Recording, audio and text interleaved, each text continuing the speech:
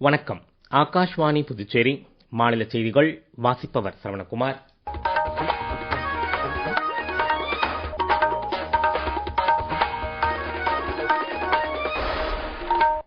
தலைப்புச் செய்திகள். நிதி ஆயோக்கின் முழுநேர உறுப்பினர்களாக நியமிக்கப்பட்டுள்ள டாக்டர் ஆர் பாலசுப்ரமணியன் மற்றும் டாக்டர் ஜோரம் அனியா ஆகியோருக்கு பிரதமர் திரு நரேந்திர மோடி வாழ்த்து தெரிவித்துள்ளார். கடந்த மாதம் நடைபெற்ற 5 மாநில சட்டப்பேரவை தேர்தல்களின் வாக்கு எண்ணிக்கை நாளை நடைபெறுகிறது. தூய்மை எரிசக்தி பயன்பாட்டில் நாடு குறிப்பிடத்தக்க இலக்கை எட்டி சாதனை படைத்துள்ளதாக மத்திய புதிய மற்றும் புதுப்பிக்கத்தக்க எரிசக்தித்துறை அமைச்சர் திரு பிரகலாத் ஜோஷி தெரிவித்துள்ளார். நாளை முதல் அகில இந்திய அளவிலான தீ பாதுகாப்பு வாரம் கடைபிடிக்கப்பட உள்ளது. இனி விரிவான செய்திகள். நிதி ஆயோக்கின் முழுநேர உறுப்பினர்களாக டாக்டர் ஆர் பாலசுப்ரமணியன் மற்றும் டாக்டர் ஜோரம் அனியா நியமிக்கப்பட்டுள்ளதற்கு பிரதமர் திரு நரேந்திர மோடி வாழ்த்து தெரிவித்துள்ளார். நாட்டின் வளர்ச்சிக்கான வலுவான கொள்கை முடிவுகளை உருவாக்குவதில் இவர்களின் நீண்டகால ஆழ்ந்த அனுபவங்கள் வழிகோலும் என கூறிய பிரதமர், பல்வேறு துறைகளில் புத்தாக்கத்துடன் கூடிய வளர்ச்சி இதன் மூலம் சாத்தியமாகும் என்று நம்பிக்கை தெரிவித்தார். பெங்களூருவை தளமாக கொண்ட ஸ்டார்ட் அப் நிறுவனமான கேலக்ஸ் ஐ தனது சிருஷ்டி செயற்கைக்கோளை விண்ணில் செலுத்தியது. இது உலகின் முதல் ஆப்டோ SAR செயற்கைக்கோள் ஆகும். பூமியை கண்காணிக்க வெற்றிகரமாக ஏவப்பட்டுள்ள இந்த வகையான முதல் செயற்கைக்கோள் புதுமை படைப்பதிலும் தேச கட்டமைப்பிலும் இளைஞர்கள் கொண்டு வந்துள்ள ஆர்வத்திற்கு சான்றாக அமைந்துள்ளது என்று பிரதமர் திரு நரேந்திர மோடி கூறியுள்ளார். கேலக்ஸ் ஐயின் ஒட்டுமொத்த குழுவிற்கும் பிரதமர் வாழ்த்து தெரிவித்துள்ளார்.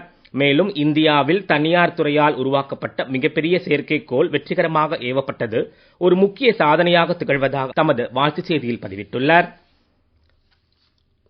புதுச்சேரி, கேரளம், தமிழ்நாடு, அசாம் மற்றும் மேற்கு வங்கம் ஆகிய சட்டப்பேரவை தேர்தல்களில் பதிவான வாக்குகள் நாளை எண்ணப்படுகின்றன. வாக்கு எண்ணிக்கை நடைபெற உள்ள அனைத்து மையங்களிலும் அடிப்படை வசதிகள் மற்றும் பாதுகாப்பு ஏற்பாடுகள் விரிவாக செய்யப்பட்டுள்ளன. புதுச்சேரியில் நடந்து முடிந்த சட்டப்பேரவை தேர்தலில் பதிவான வாக்குகளை எண்ணும் மையங்களில் 3 அடுக்கு பாதுகாப்பு போடப்பட்டுள்ளதாக மாவட்ட தேர்தல் அதிகாரியும் மாவட்ட ஆட்சியருமான திரு குலோத்துங்கன் தெரிவித்துள்ளார். இது குறித்த கூடுதல் தகவல்கள். புதுச்சேரியில் வாக்கு எண்ணிக்கை லாஸ்பேட்டை மகளிர் பொறியியல் கல்லூரி, தாகூர் கலைக்கல்லூரி மற்றும் மோதிலால் நேரு அரசு பாலிடெக்னிக் கல்லூரி ஆகிய 3 மையங்களில் நடைபெற உள்ளதாகவும் அவர் கூறினார். மேலும் வாக்கு எண்ணிக்கை நாளை காலை 8 மணிக்கு தொடங்க உள்ளதாகவும், முதலில் தபால் வாக்குகள் எண்ணப்பட்டு பின்னர் மின்னணு இயந்திரங்களில் பதிவான வாக்குகள் எண்ணப்படும் என்றும் தெரிவித்தார். ஒவ்வொரு சட்டமன்ற தொகுதியின் முடிவும் தனித்தனியாக அறிவிக்கப்பட்டு மாலை 4 மணிக்குள் அனைத்து முடிவுகளும் வெளியாகும் என எதிர்பார்க்கப்படுவதாக கூறிய திரு குலோத்துங்கன், வாக்கு எண்ணிக்கை மையத்திற்கு கைபேசி கொண்டு செல்ல தடை விதிக்கப்பட்டுள்ளதாகவும், முகவர்களுக்கு தேர்தல் ஆணையத்தின் புதிய விதிமுறையின்படி QR கோட் வசதியுடன் கூடிய அடையாள அட்டைகள் வழங்கப்பட்டுள்ளதாகவும் தெரிவித்தார். பொதுமக்கள் மற்றும் ஊடகங்களின் வசதிக்காக ஒவ்வொரு சுற்றின் முடிவும் உடனுக்குடன் ஒலிபெருக்கி மற்றும் தகவல் பலகைகள் மூலம் அறிவிக்க விரிவான ஏற்பாடுகள் செய்யப்பட்டுள்ளது எனவும் திரு குலோத்துங்கன் கூறியுள்ளார். காரைக்கால் பிராந்தியத்தின் அறிஞர் அண்ணா அரசு கலை மற்றும் அறிவியல் கல்லூரியின் முதுநிலை மையத்திலும், மாஹே பிராந்தியத்தில் ஜவஹர்லால் நேரு அரசு மேல்நிலைப் பள்ளியிலும், ஏனாம் பிராந்தியத்தில் டாக்டர் SRK அரசு கல்லூரியிலும் வாக்கு எண்ணிக்கை நடைபெறும். மின்னணு வாக்குப்பதிவு இயந்திரங்கள் மற்றும் வாக்காளர் சரிபார்ப்பு அச்சு சீட்டு எண்ணிக்கைக்காக யூனியன் பிரதேசம் முழுவதும் மொத்தம் 166 எண்ணிக்கை மேஜைகள் அமைக்கப்பட்டுள்ளன. அஞ்சல் வாக்குச்சீட்டு எண்ணிக்கைக்கான 35 மேஜைகள் கூடுதலாக ஒதுக்கப்பட்டுள்ளன. வாக்கு எண்ணும் பணியில் 859 பேர் ஈடுபடுத்தப்பட உள்ளனர். வாக்கு எண்ணும் மையங்களை திரு குலோத்துங்கன் தலைமையிலான அதிகாரிகள் ஆய்வு செய்தனர். பொதுமக்கள் தேர்தல் முடிவுகளை results.eci.gov.in என்ற இணையதளத்தின் மூலமாக உடனுக்குடன் அறிந்து கொள்ளலாம். வாக்கு எண்ணிக்கை மற்றும் தேர்தல் முடிவுகள் தொடர்பான சரிபார்க்கப்பட்ட மற்றும் அதிகாரப்பூர்வ தகவல்களை இந்திய தேர்தல் ஆணையத்தின் அறிவிப்புகள் மூலம் மட்டுமே பொதுமக்கள், அரசியல் கட்சிகள், வேட்பாளர்கள் உள்ளிட்டோர் அறிந்து கொள்ளுமாறு அறிவுறுத்தப்படுகிறது.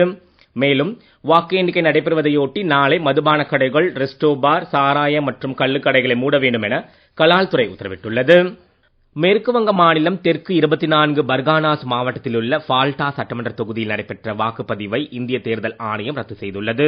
இத்தொகுதியில் உள்ள 285 வாக்குச்சாவடிகளிலும் வரும் 21ஆம் தேதி மறு வாக்குப்பதிவு நடைபெறும் என்றும், வாக்கு எண்ணிக்கை 24ஆம் தேதி நடைபெறும் என்றும் தெரிவிக்கப்பட்டுள்ளது. கடந்த ஏப்ரல் 29ஆம் தேதி நடைபெற்ற வாக்குப்பதிவின் போது அனுமதி இல்லாத நபர்கள் வாக்குச்சாவடிக்குள் நுழைந்து கள்ள ஓட்டு போட்டது உட்பட கடுமையான தேர்தல் விதிமீறல்கள் நடந்ததாக கிடைத்த தகவல்களை தொடர்ந்து இந்த முடிவு எடுக்கப்பட்டதாக தேர்தல் ஆணையம் தனது அறிக்கையில் தெரிவித்துள்ளது. நீங்கள் கேட்டுக்கொண்டிருப்பது மாநில செய்திகள். ஆகாஷ்வாணி செய்திகளை நேயர்கள் உடனுக்குடன் தெரிந்து கொள்ள எமது புதுச்சேரி மண்டல செய்திப் பிரிவின் சமூக ஊடகங்களான @airnews_புதுவை என்ற எக்ஸ் பக்கத்தையும், all India radio news Puducherry என்ற Facebook பக்கத்தையும், @RNU புதுச்சேரி என்ற யூடியூப் சேனலையும் அணுகலாம்.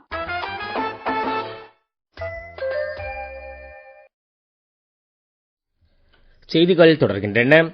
அரசு அமைப்புகள், தேர்தல் ஆணையம், மின்னணு வாக்குப்பதிவு இயந்திரங்கள் மற்றும் ஊடகங்கள் ஆகியவற்றை அனைத்து எதிர்க்கட்சிகளும் தொடர்ந்து தாக்கி வருவதாகவும், தற்போது நீதித்துறையை இலக்காக கொண்டுள்ளதாகவும் பாஜகவின் மூத்த தலைவரும் மத்திய நாடாளுமன்ற விவகாரங்கள் துறை அமைச்சருமான திரு கிரண் ரிஜிஜு குற்றம் சாட்டியுள்ளார். இந்த எதிர்க்கட்சிகள் நாட்டின் ஜனநாயகத்தின் அடித்தளத்தையே தாக்கி வருகின்றன என்பதை உணராமல் இருப்பதாக அவர் தமது சமூக ஊடக பதிவில் குறிப்பிட்டுள்ளார். தெலங்கானா ஆளுநர் திரு சிவபிரசாத் சுக்லா, மருத்துவம் என்பது வெறும் தொழில் மட்டுமல்ல, மனித குலத்திற்கு சேவை செய்ய வேண்டிய புனிதமான கடமை என்று கூறியுள்ளார். அவர் நேற்று ஐதராபாத்தில் உஸ்மானியா மருத்துவக் கல்லூரியின் 175வது பட்டமளிப்பு விழாவில் கலந்து கொண்டு உரையாற்றிய அவர், சேவையே மிக உயர்ந்த கடமை என்று பொருள்படும் சேவா பரம் தர்மம் என்ற உணர்வுடன் நாட்டு மக்களுக்கு மருத்துவர்கள் சேவை செய்ய வேண்டும் என்று கேட்டுக்கொண்டார். பல ஆண்டுகளாக அர்ப்பணிப்பு மற்றும் திறமையான மருத்துவர்களை உருவாக்கிய உஸ்மானியா மருத்துவக் கல்லூரியை ஒரு மதிப்புமிக்க நிறுவனம் என்று அவர் பாராட்டினார். அனைத்து மருத்துவ மாணவர்களுக்கும் பட்டம் மற்றும் சான்றிதழ்களை வழங்கி வாழ்த்தினார். தூய்மை எரிசக்தி பயன்பாட்டில் நாடு குறிப்பிடத்தக்க இலக்கை எட்டி சாதனை படைத்துள்ளதாக மத்திய புதிய மற்றும் புதுப்பிக்கத்தக்க எரிசக்தி துறை அமைச்சர் திரு பிரகலாத் ஜோஷி தெரிவித்துள்ளார். இது குறித்த கூடுதல் தகவல்கள். நாடு முழுவதும் 45 லட்சத்திற்கும் மேற்பட்ட வீடுகள் சூரிய சக்தியை பயன்படுத்துவதாக அமைச்சர் திரு பிரகலாத் ஜோஷி தமது சமூக வலைதள பதிவில் கூறியுள்ளார். மேலும் தூய்மையான வலுவான எரிசக்தி பாதுகாப்பு என்பது சுயசார்பை உறுதி செய்யும் மத்திய அரசின் நடவடிக்கையின் ஒரு பகுதியாக பிரதமரின் சூரிய சக்தி வீடுகள் இயக்கம் விரிவுபடுத்தப்பட்டு வருவதை சுட்டிக்காட்டியுள்ளார். இதனிடையே சர்வதேச சூரிய தினத்தை ஒட்டி சூரியனுக்காக ஓடு என்ற கருப்பொருளோடு மராத்தான் ஓட்டம் புதுடெல்லியில் இன்று நடைபெற்றது. அதிகரித்து வரும் எரிசக்தி பயன்பாட்டிற்கு மாற்றாக சூரிய சக்தியை பயன்படுத்துவதன் அவசியம் குறித்து அப்போது எடுத்துரைக்கப்பட்டது. சுகாதாரம் மற்றும் குடும்பநல அமைச்சகம் அனைத்து மாநிலங்கள், யூனியன் பிரதேசங்கள் மற்றும் தொடர்புடைய மத்திய அமைச்சகங்கள் மற்றும் துறைகளுடன் இணைந்து நாடு முழுவதும் உள்ள சுகாதார நிலையங்களில் தீ விபத்துகளை தடுத்தல் மற்றும் அவற்றின் பாதிப்புகளை குறைத்தலின் முக்கியத்துவம் குறித்த விழிப்புணர்வை ஏற்படுத்தும் வகையில் நாளை முதல் அகில இந்திய அளவிலான தீ பாதுகாப்பு வாரத்தை கடைபிடிக்க உள்ளது. மத்திய சுகாதார செயலாளர் திருமதி புண்ணிய சலீலா ஸ்ரீவத்சா நாளை தீ பாதுகாப்பு வாரத்தை தொடக்கி வைப்பதுடன் தீ பாதுகாப்பு உறுதிமொழி ஏற்பு நிகழ்ச்சிக்கும் தலைமை வகிக்கிறார். தீ பாதுகாப்பு வாரத்தையொட்டி நாடு முழுவதும் பல்வேறு விழிப்புணர்வு நிகழ்ச்சிகளுக்கு ஏற்பாடு செய்யப்பட்டுள்ளன. எதிர்கால அமைதியை வடிவமைத்தல் என்ற கருப்பொருளுடன் இன்று உலக பத்திரிகை சுதந்திர தினம் கடைபிடிக்கப்படுகிறது. நாடு முழுவதும் பத்திரிகை சுதந்திரத்தின் அவசியத்தை வலியுறுத்தும் வகையில் பல்வேறு நிகழ்ச்சிகளுக்கு ஏற்பாடு செய்யப்பட்டுள்ளன. தொழில்நுட்ப உதவியுடன் மனித உரிமைகள் மற்றும் கருத்து சுதந்திரத்தை வெளிப்படுத்தி தகவல் கட்டமைப்பை வலுப்படுத்துவதில் பத்திரிகைகள் முக்கிய பங்கு வகிக்கின்றன. மார்ஷல் தீவுகளின் கொடியுடன் பயணிக்கும் MT சர்வ் சக்தி திரவ எரிவாயு கப்பல் ஆர்முஸ் நீர் எல்லையை பாதுகாப்பாக கடந்துள்ளது. 46,313 மெட்ரிக் டன் LPG-யுடன் கூடிய இந்த கப்பல் வரும் 13ஆம் தேதி விசாகப்பட்டினம் துறைமுகத்தை வந்தடையும் என கப்பல் போக்குவரத்துறை அமைச்சகம் கூறியுள்ளது. இதனிடையே வளைகுடா மற்றும் மேற்காசி நிலவரம் உன்னிப்பாக கவனிக்கப்பட்டு போதிய நடவடிக்கைகள் எடுக்கப்பட்டுள்ளதாகவும் அங்குள்ள இந்திய சமூகத்தினரின் பாதுகாப்பு மற்றும் நலன்கள் உறுதி செய்யப்படுவதாகவும் வெளியுறவு அமைச்சகம் தெரிவித்துள்ளது. மாஹே துணை கருவூலத்திலிருந்து ஓய்வூதியம், குடும்ப ஓய்வூதியம் அல்லது சுதந்திர போராட்ட வீரர் ஓய்வூதியம் போன்ற சேவைகளை பெறுவோர் தங்கள் ஆயுள் சான்றிதழை நாளை முதல் வரும் 29ஆம் தேதி வரை சமர்ப்பிக்க வேண்டும் என்று அறிவிக்கப்பட்டுள்ளது.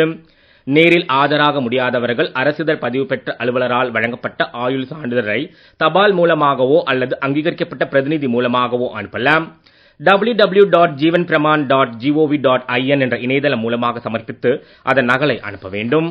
டெல்லியில் விவேக் விஹார் பகுதியில் இன்று காலை ஏற்பட்ட தீ விபத்தில் 9 பேர் உயிரிழந்தனர். அடுக்குமாடி குடியிருப்பில் 4வது தளத்தில் ஏற்பட்ட தீயை அணைக்க 14 தீயணைப்பு வாகனங்கள் பயன்படுத்ததாகவும் இன்று காலை 6:30 மணிக்குள் தீ முற்றிலும் அணைக்கப்பட்டதாகவும் டெல்லி தீயணைப்புத்துறை அதிகாரி கூறினார். இந்த மீட்பு பணியின் போது 15 பேர் பத்திரமாக மீட்கப்பட்டதாகவும் அவர் தெரிவித்தார். துயரமான சம்பவத்திற்கு டெல்லி துணைநிலை ஆளுநர் திரு தரண்ஜித் சிங் மற்றும் டெல்லி முதலமைச்சர் திருமதி ரேகா குப்தா ஆகியோர் ஆழ்ந்த இரங்கலை தெரிவித்துள்ளனர். IPL 20 ஓவர் கிரிக்கெட் போட்டியில் இன்று இரவு 7:30 மணிக்கு அகமதாபாத் நரேந்திர மோடி விளையாட்டரங்கில் நடைபெறும் ஆட்டத்தில் குஜராத் டைட்டன்ஸ் அணி பஞ்சாப் கிங்ஸ் அணியை மோதுகின்றன.